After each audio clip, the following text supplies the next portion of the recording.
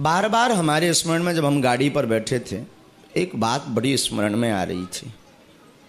ज़्यादातर हमारे जो प्रवचनों का भाव रहता है वो निज अनुभव अथवा आसपास किसी महापुरुष का अनुभव हो उसको बोलने की ज़्यादा जिज्ञासा रहती है, क्योंकि केवल बातें काम तो करती हैं पर केवल कानों तक, कर्ण तक, श्रवण रंध्रों तक।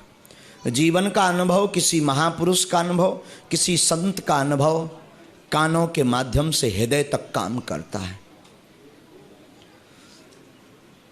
हमें एक महापुरुष की एक घटना याद है।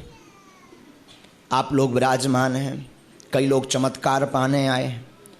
चमत्कारों में भी अनेक अनेक प्रकार के भाव हैं। किसी का पारिवारिक भाव है तो किसी का कैरियर का भाव है, किसी का जीवन उन्नति का भाव है। अच्छा, बात तो ये खतरनाक है। हम तो बहुत 10 सालों से दरबार लगा रहे, लगभग 10 साल हो गए हमें दादा गुरुजी की इस गद्दी पर बैठते बैठते। बात यह खतरनाक है, एक प्रश्न पूर्ण हो जाता है तो 3 प्रकट हो जाते हैं, और वो पूर्ण हुआ तो आगे प्रकट हो जाते हैं। लड़का को ब्याह होगा, 6 साल हो गए, अब नाती नहीं हो रहा।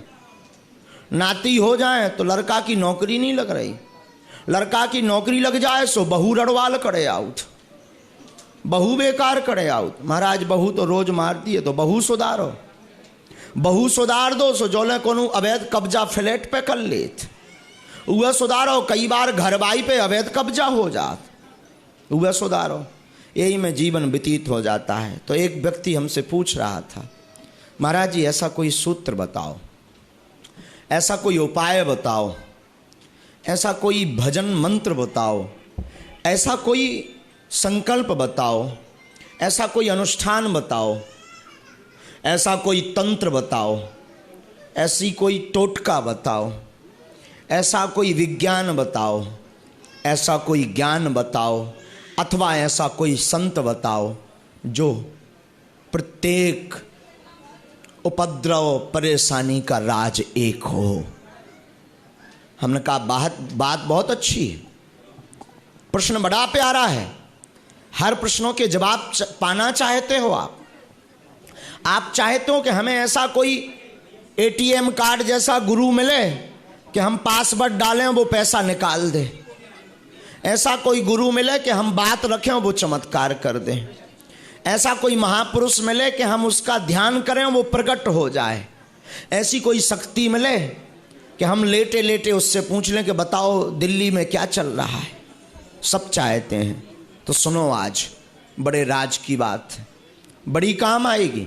और ध्यान देना, बातों को गौर भर मत करना, केवल यहीं तक सुनकर मत जाना, जीवन में उतारने का प्रयास करना। उस राज की बात, उस मंत्र का नाम, उस तंत्र का नाम, उस टोटका का नाम, उस क्रिया का नाम, उस अनुष्ठान का नाम, उस संकल्प का नाम, उस वेद का नाम, उस यज्ञ का नाम, उस प्रभाव का नाम, उस शक्ति का नाम, उस तेज का नाम, उस पुंज का नाम है गुरु। सुन नहीं पाए होगे, पुनः सुनो। आपके जीवन में संसार की अनेक अनेक प्रकार की असफलताएं हैं, अनेक अनेक प्रकार के व्यवधान हैं, अनेक अनेक प्रकार के उपद्रव हैं। आप चाहते हो कि लगातार हर समस्या का समाधान देने वाला कोई मिले, कोई हमारी समस्या का समाधान करे, कोई हमें चमत्कार कर दे, कोई हमारे बिगड़े हुए जीवन को संवार दे, बना दे, सुधार दे, नई दिशा और दशा दिखा दे, दशा सुधार करके दिशा हमारी बदल दे। उस सिद्धि का, उस चमत्कार का, उस मंत्र का, उस क्रिया का, उस प्रभाव का, उस यज्ञ का, उस अनुष्ठान का, उस संकल्प का, उस वेद का, उस शक्ति का, उस देव का नाम है गुरु। जिसके जीवन में गुरु आ गया, जिसके जीवन में गुरु के प्रति निष्ठा आ गई। ध्यान रखना, बहुत लोग कहते हैं हमने गुरु बहुत ढूंढे। कल हमको कोई कह रहा था, गुरुजी हम बहुत गुरुओं को ढूंढ रहे थे, मिला नहीं, आज पहली बार मिला। रात को कोई कह रहा था, बहुत बड़ा आदमी, मुंबई शहर का अमीर आदमी बोल रहा था हमसे। हमने कहा मूर्ख हो, पागल हो तुम, चौंक गया। अमीर आदमी चौंक तुरंत जाता है, क्योंकि उसे लगता है कि ये हमसे सर बोले, हम तो ठटरी बने वाले हैं, सर तो हमने सीखो ही नहीं है। इसका मतलब ये नहीं रिस्पेक्ट नहीं करते, ऐसा भी नहीं है, अमर्यादित हैं हम, ऐसा भी नहीं है। हमारे अपशब्द बोलने का ध्येय है कि तुम्हारे हृदय पर चोट लगे। उल्टा बोलने का ध्येय है आपके हृदय पर घात हो ताकि आपके भीतर कोई क्रांति जगे। और बिना क्रांति के कल्याण होना असंभव है। तो हमको कोई पूछ रहा था रात्रि काल में, हम बहुत दिनों से गुरु ढूंढ रहे थे, गुरु मिला नहीं। हमने कहा मूर्ख हो, गुरु ढूंढने की आवश्यकता नहीं है, गुरु के प्रति सच्ची श्रद्धा की आवश्यकता है। गुरु अपने आप ढूंढ लेता है कि ये हमारा चेला है। गुरु को तुम ढूंढोगे फेल हो जाओगे। गुरु को भला अगर अच्छा तुम गुरु को ढूंढने चले मतलब तुम खुद गुरु बन गए। तुम देख रहे हो कि ये लायक है हमारे, मतलब तुम गुरु से ऊपर पहले ही हो गए। अब क्या खाक कल्याण होगा? क्या खाक भला होगा? क्या खाक चमत्कार होगा? क्या खाक जीवन में आनंद आएगा? क्या खाक तुम्हारे जीवन में बदलाव आएगा? बदलाव तब आएगा जब तुम अपने अंदर सच्ची श्रद्धा प्रकट कर लोगे। एक महापुरुष की घटना हमें बार बार झंझोर देती है। बुंदेलखंड में एक स्थान है बागेश्वर धाम। बागेश्वर धाम के एक सिद्ध संत हुए। बुंदेलखंड के वक्ष स्थल पर जो विराजमान है बागेश्वर धाम, जहां दास वर्तमान में झाड़ूदार चौकीदार का काम कर रहा है, वहां के एक सिद्ध संत हुए पूज्य श्री सदगुरु भगवान श्री दादा गुरु जी, दास के पिताजी के पिताजी। देखो आपको अच्छा लगे तो स्वीकार करना, हो सकता है आपकी जैसी भावना हो। देखो हम किसी को कभी बुलाते नहीं, कभी अपना प्रभाव थोपते नहीं। हमारे प्रवचन अथवा हमारे दरबार में वही आना जिसका जिगर बहुत अमीर हो, जो बहुत बड़ा आदमी हो, बहुत अमीर आदमी हो, वही जुड़ने का प्रयास करना। और ध्यान देना, अमीर आदमी का मतलब बड़े बड़े फ्लैट, बड़े बंगला, बड़ा टीवी एक्टर या बड़ा स्पोर्ट्समैन या बड़ा राजनेता नहीं। बड़े का मतलब है हमारी गुरुदेव की बाणी निकले हो जो अपने आप को बेचने के लिए तैयार हो जाए, वही जुड़ना। और हमारे प्रवचनों को भी वही जीवन में उतारना, जो और एक और गंभीरता से उतारना। यहाँ तो हम बचा लेंगे, बाहर तो मैं लठ खाने से कोई नहीं बचा पाएगा, इसलिए बड़ी गंभीरता से उतारना। तो दादा गुरुजी का एक वाकया है। एक बार दादा गुरुजी को 2-3 संतों के साथ चले जा रहे थे। संत भी आसपास के थे। दादा गुरुजी तो भगवत प्राप्त महापुरुष थे। हमने ऐसा सुना है अनेक संतों के मुख से कि पूज्य दादा गुरुजी को 2 बार हनुमान जी महाराज का साक्षात्कार हुआ। ऐसे पूज्य दादा गुरुजी 2010 तक ये दास उनकी शरण में रहा।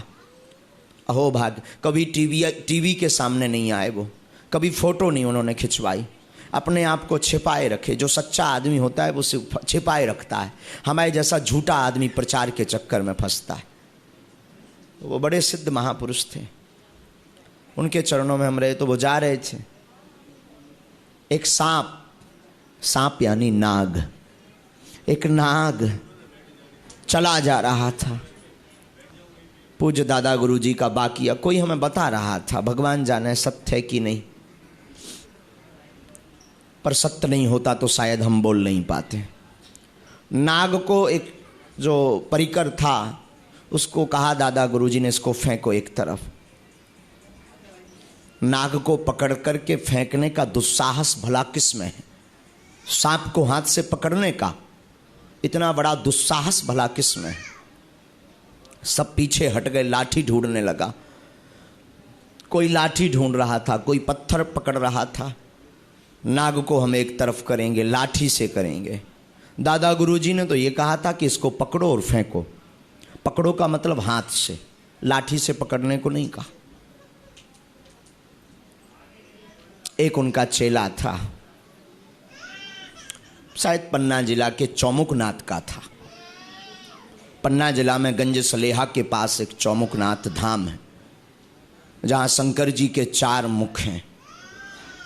खबर नहीं, शायद वो सैन था, वो उनके साथ था। कहते हैं कि वो सांप, वो नाग, उस नाग को पकड़ करके उस सैन ने फेंक दिया। तो बाकी जो परिकर थे तो उन्होंने कहा तू पागल है, नाग के आंखों में कैमरा होता है, वो कैमरे से फोटो खींच लेता है, बाद में पुनः घात करेगा, हमला करेगा। तो सेन ने कहा, जिसने आज्ञा दी हमारे जीवन को मारने का और बचाने का दायित्व तो उसका है। घटना अभी रुकती नहीं है, पूरी बात सुनना। हुआ क्या, नाग फेंक दिया, बात आई गई हो गई। रात को सब फिर से लेटे आश्रम पर। पहाड़ के किनारे झोपड़ी में रहते थे, बाकी 2-4 शिष्य बाहर लेटते थे। उस जमाने में उतनी भीड़ बागेश्वर धाम से अथवा दादा गुरुजी से नहीं जुड़ी थी। तो नाग की वास्तविकता यह है कि नाग का कोई अपराध कर दे तो वो ऐसी घ्राण क्रिया द्वारा उसी व्यक्ति के पास पहुंचता है जिसने अपराध किया हो। तो रात को जो 4 शिष्य लेटे थे उनमें वो सेन शिष्य भी लेटा हुआ था, और रात्रि काल में उस कोबरा नाग ने आकर के सेन को काट लिया। भयंकर नीला जहर कोबरा, ब्लैक कोबरा था, काट लिया। शोर शराबा शुरू हुआ, हल्ला मचना प्रारंभ हुआ। लालटेन का जमाना था, लालटेन जला करके देखी तो एक सांप भागते हुए चला जा रहा था। अब तो बाकी शिष्य रोने लगे, बचना मुश्किल है, चलो चलो ले चलो, झाड़ा लगवाओ, किसी से मंत्र लगवाओ, दवाई को ले चलो, कोई दवाई दे दे, मर जाएगा। देखते देखते उसका हाथ नीला पड़ गया, मुंह में फंसूकर आने लगा, आंखें उसकी रक्त रंजित हो गईं, लाल हो गईं। रात को ही सभी शिष्यों ने दादा गुरु को जगाया। नाग ने काट लिया सेन को। दादा गुरुजी मुस्कुरा करके कहते हैं, कोई बात नहीं, सो जाओ तुम सब। एक झल्लाया शिष्य, वह झल्लाया, तुम्हें शर्म नहीं आती है? कैसे गुरु हो? वो मरता रखा है, तुम कह रहे सो जाओ। अरे अस्पताल ले चलो, कोई मंत्र जानते हो तो झाड़ा लगाओ। बड़े सिद्ध बने फिरते थे, हनुमान जी का बड़ा नाम लेते हो, लंबा सा तिलक लगाते हो,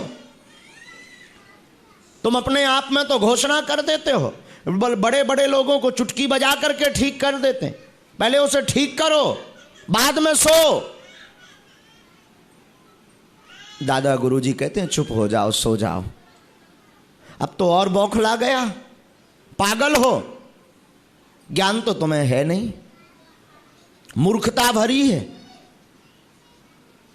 सेन ने हाथ से इशारा किया, चुप हो जाओ भाई, गुरुदेव हैं, गुरु को ऐसा मत कहो, जो होना होगा सो देखा जाएगा। चारों शिष्यों की आंखों में आंसू आ गए, लेकिन गुरु तो गुरु होता है। सब लेट गए, रात्रि के लगभग 2 बज रहे होंगे। दादा गुरुजी भी लेट गए। प्रातः काल ब्रह्म मुहूर्त के प्रहर में तो सभी सोकर उठ जाते थे।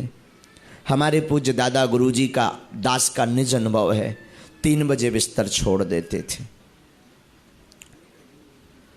3:45 के लगभग सबकी नींद पुनः खुली।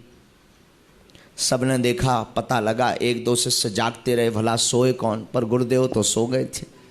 सबने देखा, लगता है सेन मर गया।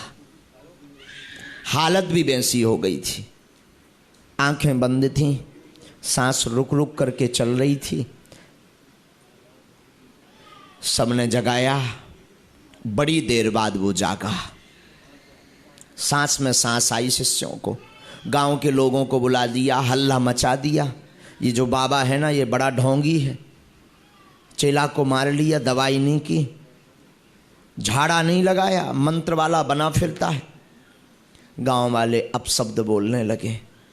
तब तक दादा गुरुजी की शायद तंद्रा, साधु भला सोता कहाँ है, वो तो समाधि सोते समय भी लगाते।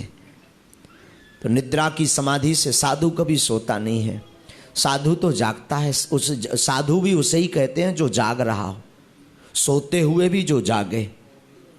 सोने का मतलब है सोते हुए जो स्वप्न में खो जाए, सोते हुए जो अपना देहाभिमान भूल जाए, वो है सोना।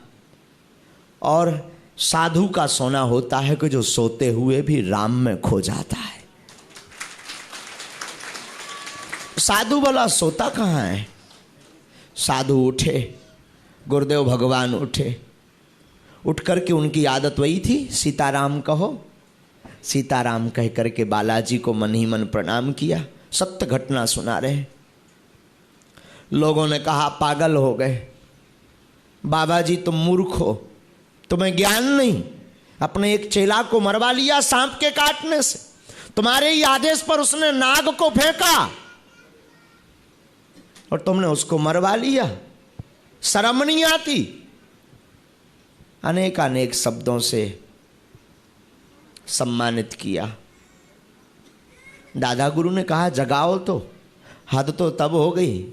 सैन सो करके उठ बैठा और तत्क्षण लोटा लेकर के नहा कर आ गया। बात यहीं खत्म नहीं होती है। जब गुरुदेव की सेवा करने के लिए गांव के लोगों ने कहा चलो बच गया बच गया, ये तो पागल है, भगवान ने बचा लिया, साधु तो पागल है। लेकिन जब एक शिष्य ने गुरुदेव के हाथ की तरफ देखा तो पूरा हाथ नीला पड़ा था, पूरे हाथ में नीलाहट आ गई थी। और गुरुदेव मुस्कुराते हुए कहे कहो सैन कैसा लग रहा? सैन मुस्कुरा करके कहता है कि जीवन में मैं आज तक ऐसा नहीं सोया। न जाने मुझे कौन अपनी गोद में उठा करके न जाने कहां कहां की यात्रा करवा रहा था। ये हमारे जीवन के गुरु हैं।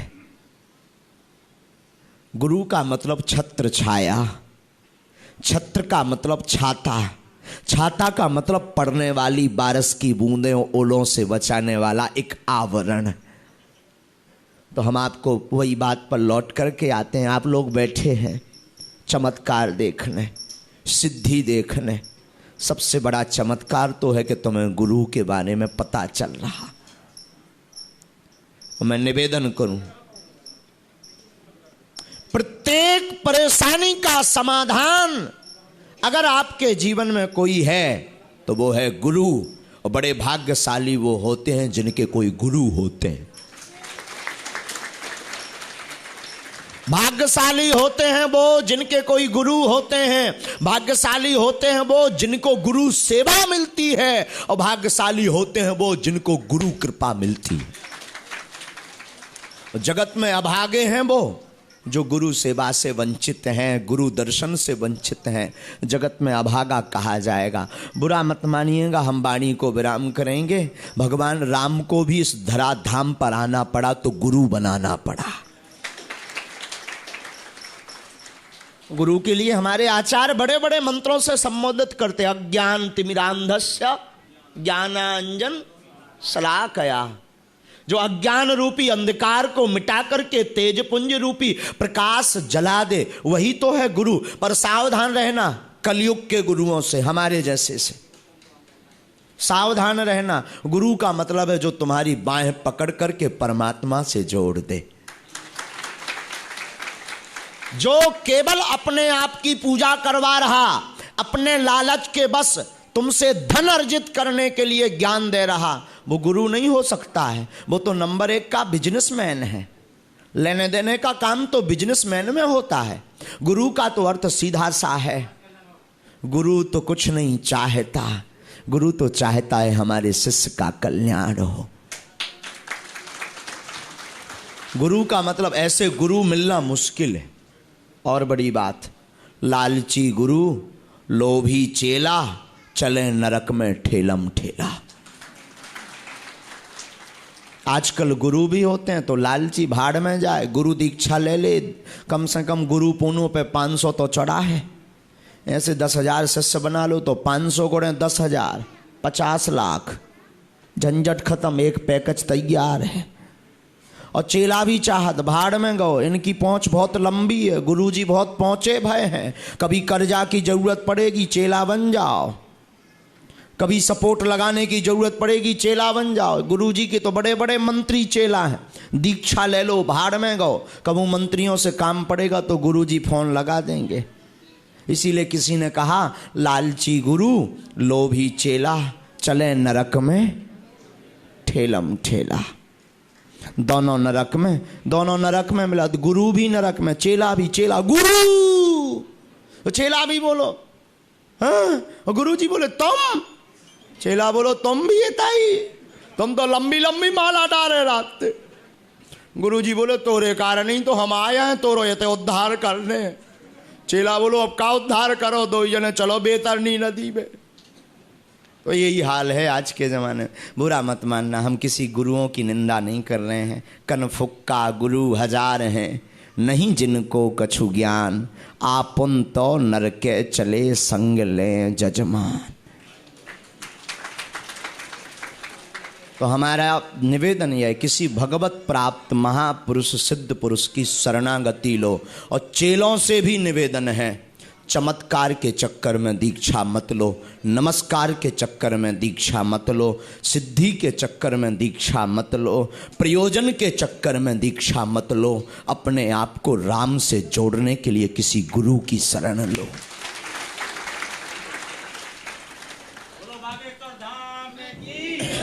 जीवन के प्रत्येक पहलू का उत्तर पाने के लिए किसी गुरु की शरण लो। ब्राह्मणों के चरणों को पकड़ो, संतों के चरणों को पकड़ो, कबहू तो दीन दयाल के भनक पड़ेगी कान।